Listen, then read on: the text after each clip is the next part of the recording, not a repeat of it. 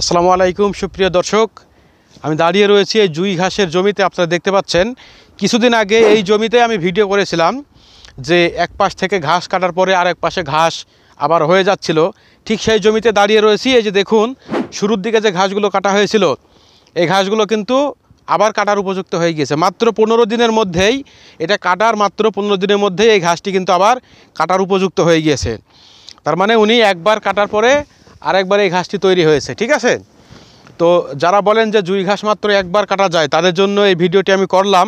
জুই ঘাস একবার না, এটা আপনি 3-4 বার পর্যন্ত কাটতে পারেন, যদি আপনার জমি উর্বর হয়, ভালো হয়, আপনি যত্ন করেন, সার পানি দেন।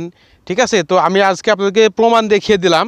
এই জমি থেকে আমি ভিডিও করেছিলাম, সেই জমিতে আমি দেখুন এই যে একবার কাটার পরে আবার মনে হচ্ছে নতুন ঘাস, কিন্তু নতুন না, এটি একবার কাটিং করা হয়েছে। একবার কাটার পরে আবার দ্বিতীয়বার এরকম ঘাস তৈরি হয়েছে। এই ঘাসটি কাটার উপযুক্ত হয়ে গিয়েছে অলরেডি। হয়তোবা যার ঘাস, তিনি 2-1 দিনের মধ্যে থেকে এই জমির ঘাসটি আবার কাটা শুরু করে দিবেন। তো এই হচ্ছে বিষয়।